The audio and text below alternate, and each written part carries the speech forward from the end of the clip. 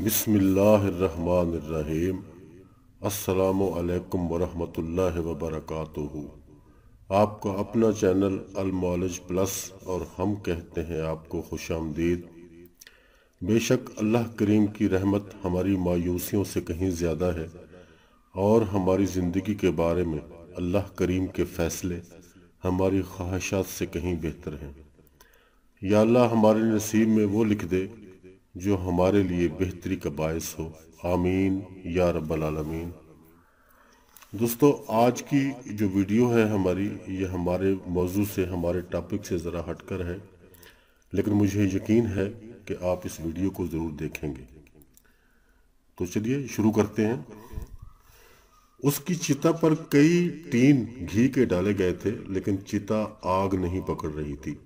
وہ کوئی عام ہندو نہیں تھا، انڈیا کا ایک بہت بڑا نام تھا، اس لیے اس کی چتا کو آگ نہ لگنے کے واقعے کی خبر منٹوں میں پورے انڈیا میں پھیل گئی۔ لوگ جوک در جوک شمشان گھاٹ پہنچنے لگے۔ اس کی جامع مسجد دلی کے امام بخاری سے بہت دوستی تھی۔ امام صاحب کو بھی یہ واقعہ سن کر فوراً شمشان گھاٹ پہنچنا پڑا۔ انہوں نے اس کے لواحقین کو سمجھایا کہ اس کی ارتھی کو آگ نہیں لگے گی، چاہے پورے ہندوستان کا گھی اس پر ڈال دو، بہتر یہی ہے کہ اسے دفنا دو۔ لہٰذا پہلی بار یہ ایک ہندو کو جلائے بغیر شمشان گھاٹ کے اندر ہی دفن کرنا پڑا۔ تو اس کی ارتھی کو آگ کیوں نہیں لگ رہی تھی اور وہ مرد کون تھا؟ تو یہ منشی نیول کشور پنڈت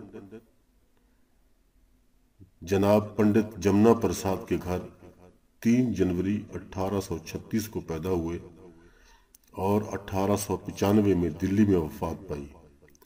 پنڈت نیول کشور قرآن کریم کے بہت بڑے پبلشر تھے۔ انہوں نے 5000 سے زائد اسلامی کتب کو پبلش کیا، جن میں Arabic, Hindi, Bengali, English, Marathi, Pashto, percent, Punjabi, Sanskrit اور اردو بھی شامل ہیں۔ تو ان کی ارتھی کو آگ اسی لیے نہیں پکڑ رہی تھی کہ وہ قرآن پاک کے بہت بڑے عاشق تھے۔ اس کو آگ کیسے جلا سکتی ہے جس نے قرآن کا احترام مسلمانوں سے بھی بڑھ کر کیا ہو؟ کیسے؟ چلیے تاریخ کے کچھ صفحوں کو پلٹتے ہیں۔ تقسیم ہند کے زمانے میں لاہور کے 2 اشاعتی ادارے بڑے مشہور تھے۔ پہلا درسی کتب کا کام کرتا تھا، اس کے مالک میسرز عطر چند اینڈ کپور تھے۔ دوسرا ادارہ اگرچہ غیر مسلموں کا تھا، لیکن اس کے مالک پنڈت نیول کشور قرآن پاک کی طباعت و اشاعت کیا کرتے تھے۔ نیول کشور نے احترام قرآن کا جو معیار مقرر کیا تھا، وہ کسی اور ادارے کو نصیب نہیں ہو سکا۔ نیول کشور جی نے پہلے تو پنجاب بھر سے اعلیٰ ساکھ والے حفاظ اکٹھے کیے اور ان کو زیادہ تنخواہوں پر ملازم رکھا۔ احترام قرآن کا یہ عالم تھا کہ جہاں قرآن پاک کی جلد بندی ہوتی تھی، وہاں کسی شخص کو خود نیول کشور جی سمیت جوتوں کے ساتھ داخل ہونے کی اجازت نہیں تھی۔ 2 ایسے ملازم رکھے گئے تھے جن کا صرف اور صرف ایک ہی کام تھا کہ تمام دن ادارے کے مختلف کمروں کا چکر لگاتے رہتے تھے۔ کہیں کوئی کاغذ کا ایسا ٹکڑا جس پر قرآنی آیت لکھی ہوتی، اس کو انتہائی عزت و احترام سے اٹھا کر بوریوں میں جمع کرتے رہتے، پھر ان بوریوں کو احترام کے ساتھ زمین میں دفن کر دیا جاتا۔ وقت گزرتا رہا، طباعت و اشاعت کا کام جاری رہا، پھر برِ صغیر کی تقسیم ہوئی، مسلمان، ہندو اور سکھ نقل مکانی کرنے لگے۔ نیول کشور جی بھی لاہور سے ترک سکونت کر کے نئی دلی انڈیا چلے گئے۔ ان کے ادارے نے دلی میں بھی حسب سابق قرآن پاک کی طباعت و اشاعت کا کام شروع کر دیا۔ یہاں بھی قرآن پاک کے احترام کا وہی عالم تھا۔ ادارہ ترقی کا سفر طے کرنے لگا اور کامیابی کی بلندی پر پہنچ گیا۔ نیول کشور جی بوڑھے ہو گئے اور اب گھر پر آرام کرنے لگے، جبکہ ان کے بچوں نے ادارے کا انتظام سنبھال لیا اور ادارے کی روایت کے مطابق قرآن حکیم کے ادب و احترام کا سلسلہ اسی طرح قائم رکھا۔ آخر کار نیول کشور جی کا وقت آخر آ گیا اور وہ انتقال کر گئے۔ انتقال کرنے کے بعد خالق حقیقی سے جا ملے۔ ان کی وفات پر ملک کے طول و عرض سے ان کے احباب ان کے ہاں پہنچنے لگے۔ ایک بہت بڑی تعداد میں لوگ ان کے کریا کرم میں شریک ہونے کے لیے شمشان گھاٹ پہنچے۔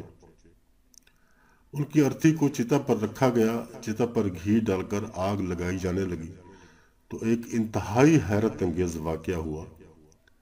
نیول کشور جی کی چتا آگ نہیں پکڑ رہی تھی۔ چتا پر اور گھی ڈالا گیا، پھر آگ لگانے کی کوشش کی گئی، لیکن بسیار کوشش کے باوجود بے سود رہا۔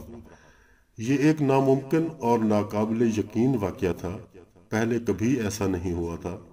لمحوں میں خبر پورے شہر میں پھیل گئی کہ نیول کشور جی کی ارتھی کو آگ نہیں لگ رہی۔ مخلوق خدا یہ سن کر شمشان گھاٹ کی طرف امڑ پڑی۔ لوگ اپنی آنکھوں سے دیکھ رہے تھے اور حیران و پریشان تھے۔ یہ خبر جب جامع مسجد دلی کے امام بخاری تک پہنچی تو وہ بھی شمشان گھاٹ پہنچے۔ نیول کشور جی ان کے بہت قریبی دوست تھے، وہ ان کے احترام قرآن کی عادت سے اچھی طرح واقف تھے۔ امام صاحب نے پنڈت جی کو مخاطب کرتے ہوئے کہا کہ آپ سب کی چتا جلانے کی کوشش کبھی کامیاب نہیں ہونے پائے گی۔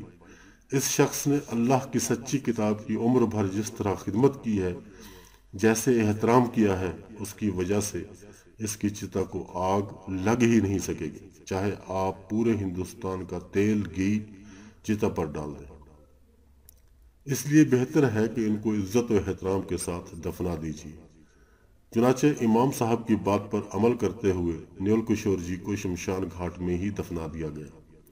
یہ تاریخ کا پہلا واقعہ تھا کہ کسی ہندو کی چتا کو آگ نہ لگنے کی وجہ سے شمشان گھاٹ میں ہی دفنا دیا جائے۔ یہ تحریر لکھتے وقت میرا ذہن کچھ اور سوچ رہا ہے۔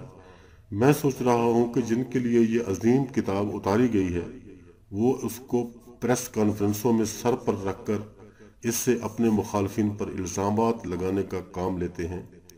اس سے بڑھ کر اور توہین کیا ہوگی۔ میں یہ بھی سوچ رہا ہوں دوسرے ممالک کے کچھ غیر مسلم اسلام دشمنی میں اس عظیم کتاب کو نظر آتش کر کے سمجھتے ہیں کہ بہت بڑا کام کر دیا، حالانکہ ایسی حرکات سے سوائے نفرت کے اور کچھ بھی حاصل نہیں ہوتا۔ میں نہیں جانتا اس ہندو کا آخرت میں کیا انجام ہوگا، لیکن اتنا جان گیا ہوں کہ دنیا میں اس کو آگ لگانا ناممکن ہو گیا تھا، کیا آخرت میں آگ اس کے سامنے بے بس ہو جائے گی؟ میں یہ بھی سوچ رہا ہوں ایک ہندو احترام قرآن میں اس دنیا کی آگ سے محفوظ رہا۔ ہم اس کتاب پر ایمان لانے والے اگر اس کی صحیح قدر کریں گے تو کیا یہ آگ ہمیں جہنم کی آگ سے بچائے گی؟ تو کیا یہ قرآن کریم کی طاقت ہمیں جہنم کی آگ سے نہیں بچا پائے گی؟ ضرور بچائے گی انشاءاللہ۔ میرا ایمان بہت پختہ ہے اور میرا ایمان یہ کہتا ہے کہ یہ ہمیں جہنم کی آگ سے ضرور بچائے گی۔ دوستو، یہ تحریر پچھلے دنوں میری نظر سے گزری، تحریر الیاس خان افغانہ کی ہے، تو ہم نے تھوڑی سی گستاخی کی ہے۔ اچھی لگی تحریر تو ہم نے اس کو ایک ویڈیو کی شکل میں آپ دوستوں کے سامنے پیش کیا۔ دوستو، بات ہماری تمام ہو گئی اور امید کرتا ہوں کہ میری اس کوشش سے آپ کی معلومات میں ضرور اضافہ ہوا ہوگا۔ اپنا، اپنے دوستوں کا، اپنے عزیز و اقارب کا اور اپنے ارد گرد کے لوگوں کا رکھیے گا خیال۔ خدا حافظ اینڈ گڈ بائے۔